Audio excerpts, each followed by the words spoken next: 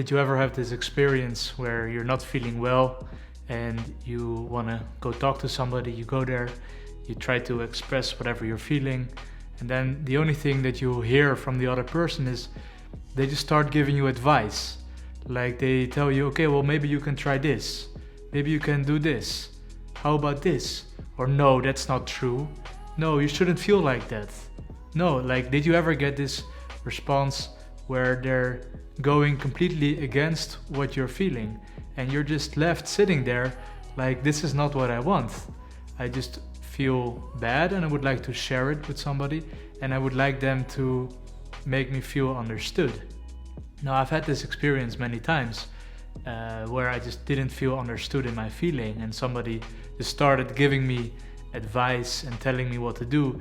And that's why I want to get into, well, how can you make somebody really feel understood? How can you actually help somebody when they're not feeling well? And that's what I want to get into in this video. Well, I'm reading this book by the American psychologist Carl Rogers, and it's really opened my eyes to a lot of this process of making somebody feel understood. And I would like to read a few passages from his book to give you guys a different perspective, which I think is a really, really good perspective on how to make somebody feel understood.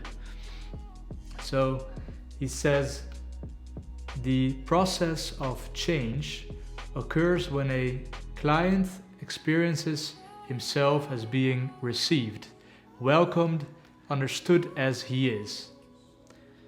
Right, so he's talking about, well, what is the process of therapy? What does it look like, the process of therapy, right? From the beginning stage until the after the whole process. And he talks about a mechanism which kind of causes somebody to change.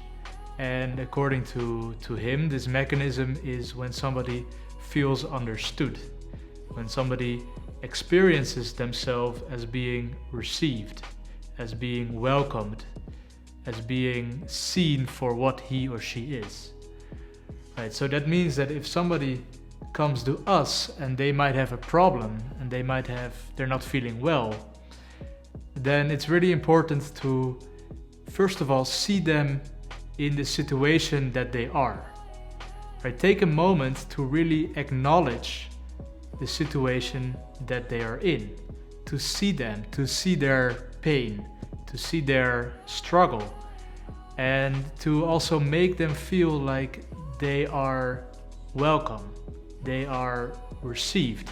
Only this can cause a big difference in how somebody will feel. Right? Because often we reject ourselves, we reject our own parts, and when somebody can be there for us and can be open and accepting of who we are, then that already changes the relationship with our own feelings. But let's see, what does he mean by being fully received, right? What does Carl Rogers mean by being fully received?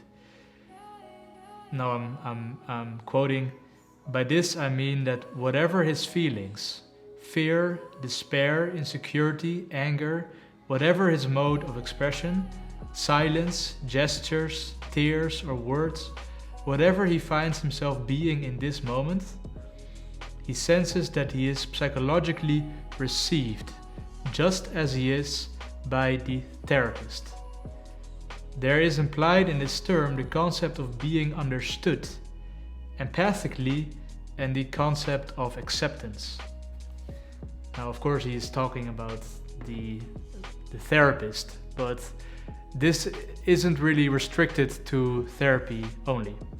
We can also use this in our own interactions, in our own life, because even in a friendship, for example, there can be some aspects of a therapeutic relationship in there, where if one isn't feeling well, then the other person can kind of be the therapist. Now, it's not literal, but it is kind of like that.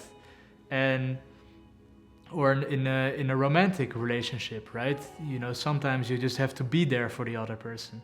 And the name that Carl Rogers gives this is a helping relationship. But what does he mean with a helping relationship? A helping relationship is a relationship in which at least one of the parties has the intent of promoting the growth, development, maturity, improved functioning, improved coping of life of the other. So I think that's kind of everyone, right? Like if you have a relationship, you want to help the other person. You want to make the other person develop, mature, right? To have improved functioning, which is a really psychological way of saying that they feel happy. They're feeling well about themselves. And so, you know, even though this book is about therapy and about the whole process of therapy, it's more also about a helping relationship. And that's something I think we all aspire to have.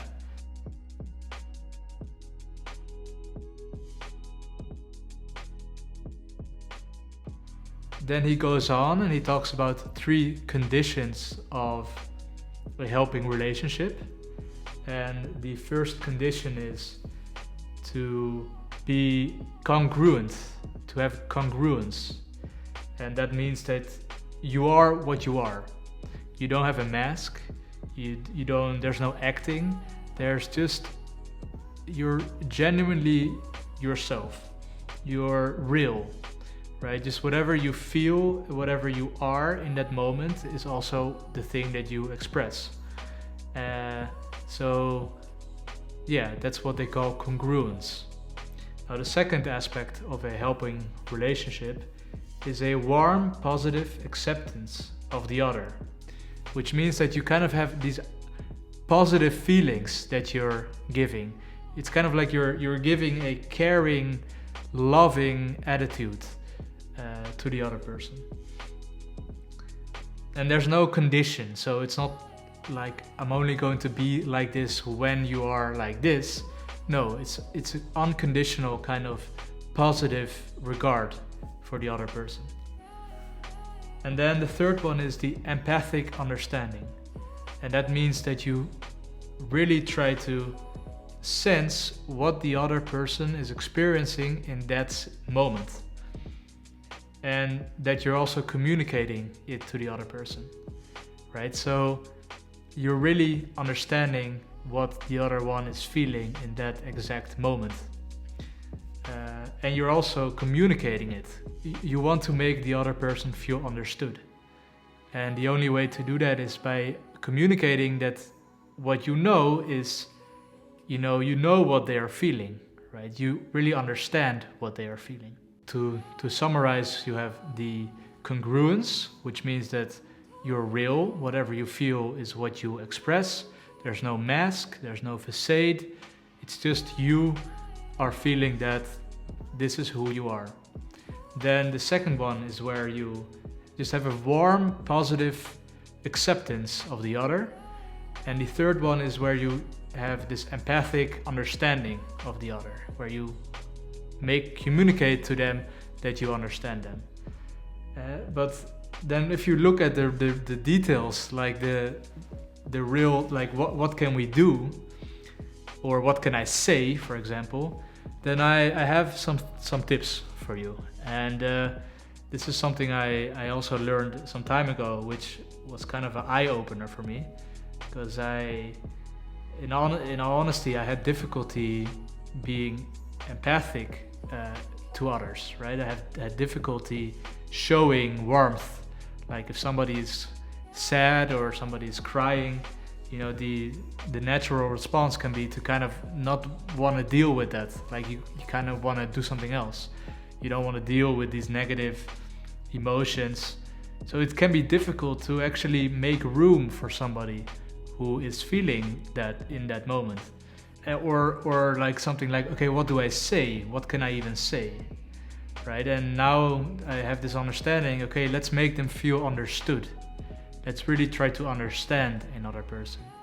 And one trick that you can kind of use, or one technique, is that whatever somebody is saying to you, right, don't say, okay, don't feel like that. For example, oh, I'm really insecure about something. And then maybe somebody will say, well, don't feel insecure. You don't need to feel insecure. You're confident. Yeah, well, I'm feeling insecure in this moment, right? It's just what I feel.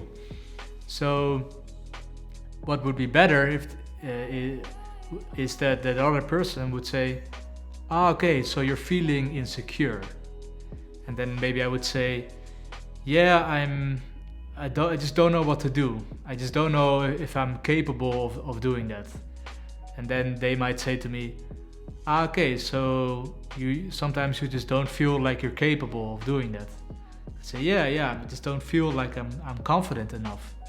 And then they might say to me, okay, so you're telling me that sometimes you just don't feel confident enough. And that way I would feel understood, because whatever I'm saying, they're kind of feeding it back. And this process of saying it and feeding it back allows me to really be with my feeling and to really accept and be intimate with my own feeling. And at the same time, to also feel understood in my own feeling. To also feel like somebody really sees me for what I am. I can give you some examples from another book that I read called Inner Relationship Focusing, which is another kind of therapy. And there the client says, the client is talking about a kind of a process that they're going through. And they say, yes, it's like there's a big cliff. There's this big cliff. And I keep scrambling and scrambling to climb it. And then the therapist says, like a big cliff. And you're scrambling to climb it. So you can see that they're feeding back the words that somebody gave them. They're feeding it back to them.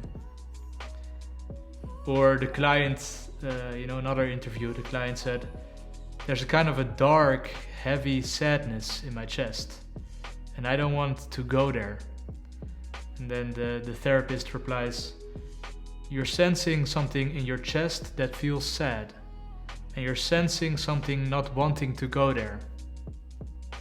Right, so they're always kind of replying the words of the client back to the client. And I think that is really a very useful technique. Now, I don't want to make it sound too much like a technique, right? But there are some things that we can use to really make somebody feel understood.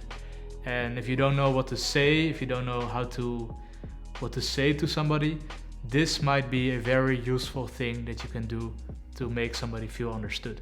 And then lastly, I want to say something which might be important is to, and this actually goes on the beginning, right, is, to check in yourself if you feel ready to receive somebody. Like, am I feeling like I can handle this in this moment, right? If the answer is no, then maybe it's better to not start this process and to take some time for yourself. And that's the point. We're not always ready to receive somebody else, right? That's the difficult aspect of helping somebody else, is that we first need to be able to help ourselves. Because if we cannot help ourselves, then it will be very difficult to help somebody else.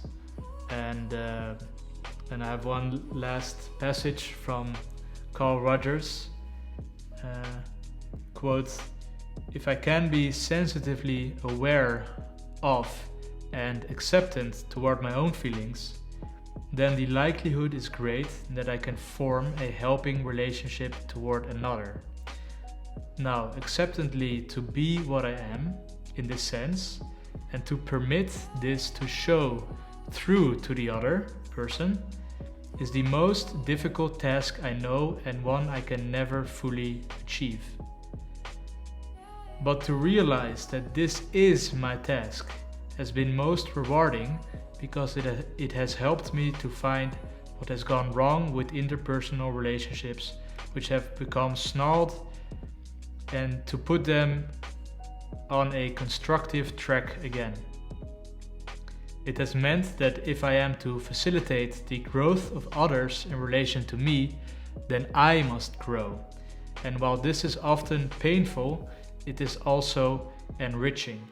Now, that's kind of what I wanted to get into today. And the point is that you just open yourself, you're congruent, you have positive feelings, acceptance, and you make somebody feel understood. And one of the techniques you can use is to kind of repeat whatever they say back to them to achieve this effect. So anyway, I hope you guys found this useful, and I'll leave it at that.